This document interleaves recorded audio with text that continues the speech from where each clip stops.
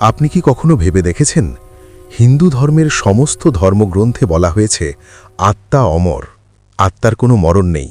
কিন্তু যখন কোনো মানুষ জন্মায় বা নতুন জীবন নিয়ে আসে তখন তার আত্মা কেন আগের জন্মের সব কথা ভুলে যায়? যেমন যাদের সে ভালোবেসেছিল, যে জায়গায় সে হেসেছে বা কেঁদেছে, সব স্মৃতি যেন মুছে যায়। নতুন শরীর নেওয়ার সময় আত্মার কেন আর মনে থাকে না যে সে আগে কে ছিল? এই ভুলে যাওয়া কি ঈশ্বরের শাস্তি, নাকি এটাই ঈশ্বরের সবচেয়ে সুন্দর পরিকল্পনা? আত্মা কি সত্যিই সব ভুলে যায়, নাকি যেগুলো তাকে এগোতে বাধা দেয় শুধু সেই স্মৃতিগুলো থেকেই মুক্ত হয়? গরুর পুরাণে বলা হয়েছে আত্মা কখনো মরে না, সে শুধু এক শরীর থেকে বেরিয়ে আরেক শরীরে প্রবেশ করে। কিন্তু নতুন জীবনে পা রাখার সঙ্গে সঙ্গেই তার ওপর পুড়ে যায় এক অদৃশ্য পর্দা। একে বলা হয় মায়ার পর্দা। এই পর্দা আত্মাকে তার পুরনো স্মৃতি থেকে আলাদা করে দেয়, যাতে সে নতুন জন্মে নতুন অভিজ্ঞতা নিয়ে নতুন জীবন শুরু করতে পারে। নমস্কার বন্ধুরা, একটু মন দিয়ে ভাবুন, যদি আত্মার সব মনে থাকত যে আগের জীবনের কি কাজ অসমাপ্ত ছিল আর কার জন্যই দুঃখ কষ্ট পেয়েছে, বা অসমাপ্ত সম্পর্ক যদি মনে থাকত, তাহলে কি সেই নতুন জীবনে এসে কখনো শান্তি পেত? আজ আপনি কি আবার কাউকে নতুন করে ভালোবাসতে পারতেন, বা নতুন নতুন সুযোগগুলো নিয়ে কি এই জীবনে একই রকম তাজা অনুভূতি গ্রহণ করতে পারতেন? তাই এই জন্যই ভুলে যাওয়া আত্মার দুর্বলতা নয়, এটাই তার সবচেয়ে বড় আশীর্বাদ। এই ভুলে যাওয়া তাকে আবার শেখার, নতুন করে বাঁচার, বা তাকে আবার নতুন করে ভালোবাসার সুযোগ দেয়। শরীর নষ্ট হয়ে যায়, কিন্তু আত্মা তার ভেতরে বহন করে পূর্বজন্মে অর্জিত সমস্ত ছাপ। এগুলোকে বলা হয় সংস্কার। সংস্কার কখনো মুছে যায় না, ওগুলো আত্মার গভীরে থাকে, কিন্তু মায়া সেগুলো ঢেকে রাখে, যাতে আত্মা অতীতের বোঝা না বইতে পারে।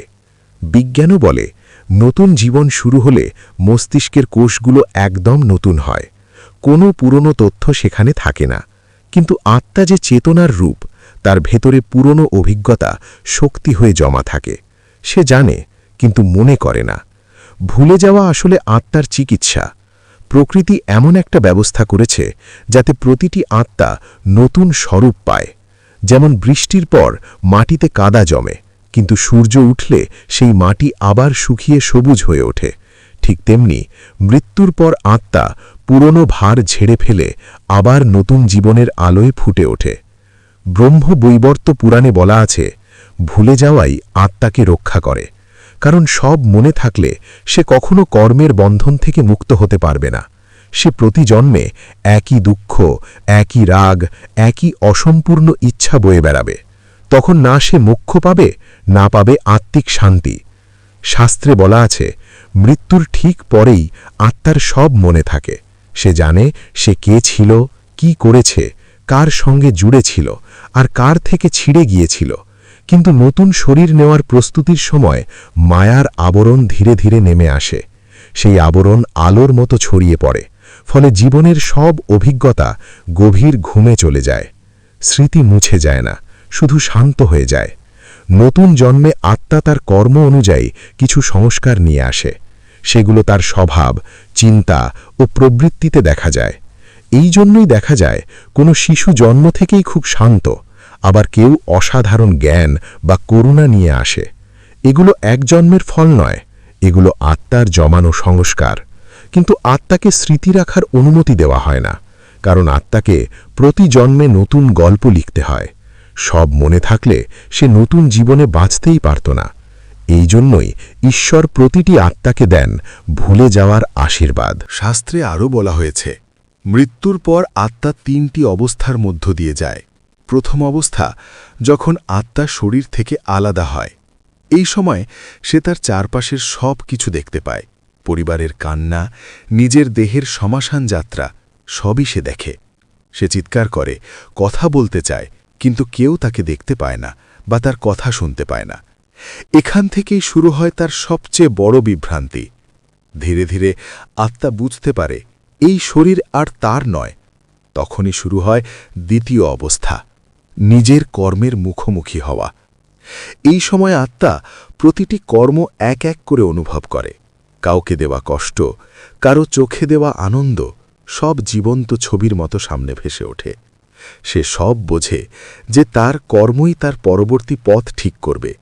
কিন্তু এই উপলব্ধির সঙ্গে সঙ্গে এক অদ্ভুত প্রক্রিয়া চলতে থাকে। মায়া ধীরে ধীরে তার চেতনাকে ঢেকে ফেলে। পুরনো সম্পর্ক, পুরনো স্মৃতি, পুরনো আবেগ সব থেকে তাকে আলাদা করতে শুরু করে। এই বিস্মৃতি আত্মাকে পুরনো জগৎ থেকে মুক্ত করে, কারণ যদি এই প্রক্রিয়া না থাকত, আত্মা পরিবার, ঘর, ধন সম্পদের মোহে আটকে থাকত। আর আত্মার তৃতীয় অবস্থা হল পরবর্তী জন্মের প্রস্তুতি। যখন আত্মা বোঝে একটি অধ্যায় শেষ হয়েছে, তখন তার ভেতরে এক গভীর শান্তি নেমে আসে। এই জন্যই সনাতন ধর্ম বলে, মৃত্যু শেষ নয়, এটা আত্মার পরবর্তী পাঠ। আর এই পাঠের জন্য ভুলে যাওয়া সবচেয়ে জরুরি। এখানে একটা গভীর রহস্য আছে। আত্মা সব ভুলে যায় না, সে ঠিক ততটুকুই ভুলে যতটুকু ভুললে সে বোঝা অনুভব করে না। তার ভেতরে সমস্ত অভিজ্ঞতা শক্তির রূপে জমা থাকে। সেগুলো শান্ত থাকে যতক্ষণ না সে স্মরণের যোগ্য হয়। এই জন্যই দেখা যায় কোনো শিশুর কোনো জায়গার প্রতি অজানা টান। কেউ প্রথমবার কোথাও গিয়েই ঘণ্টার পর ঘণ্টা বসে থাকে, যেন পুরনো কোনো সম্পর্ক। আবার কারো কোনো মাস্টার ধরে শেখা ছাড়াই ভাষা বা সঙ্গীতের সঙ্গে গভীর সংযোগ। এগুলো প্রমাণ করে আত্মা সব ভুলে যায় না, সে শুধু নতুন শরীরের মধ্যে সব অনুভব করতে পারে না। শাস্ত্রে বলা আছে, গর্ভে থাকাকালীন আত্মার পূর্বজন্মের স্মৃতি মনে থাকে। সে দেখে কি করেছে, কোথায় ভুল করেছে, কার কাছে ক্ষমা চাইতে হবে। ভেতর থেকে ঈশ্বরের কাছে প্রার্থনা করে, হে প্রভু, এবার আমি আমার উদ্দেশ্য ভুলব না। কিন্তু জন্মের মুহূর্ত যত কাছে আসে, মায়ার স্তর তত ঘন হয়।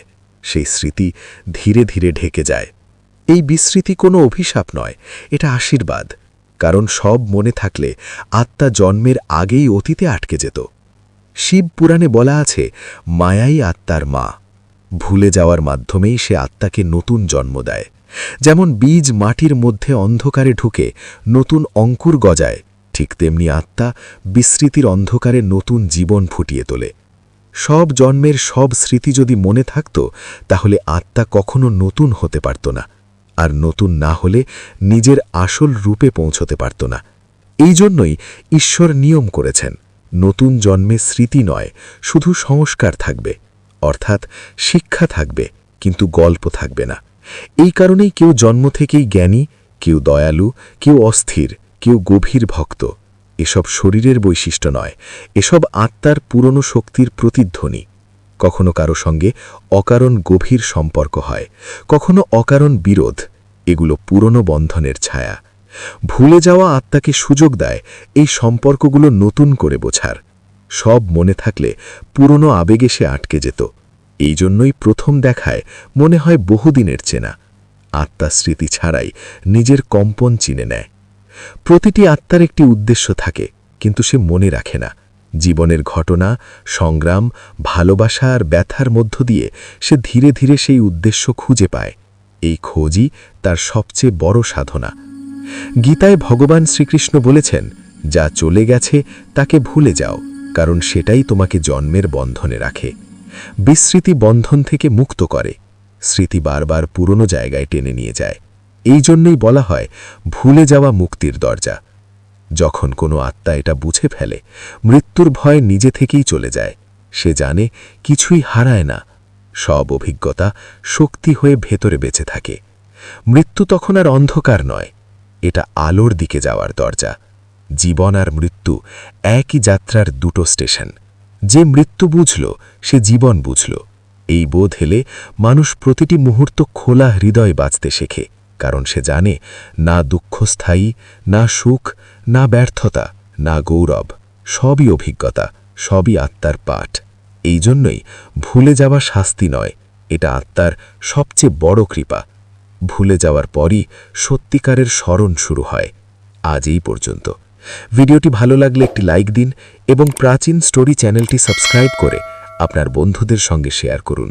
নমস্কার বন্ধুরা, রাধে রাধে, জয় শ্রীকৃষ্ণ।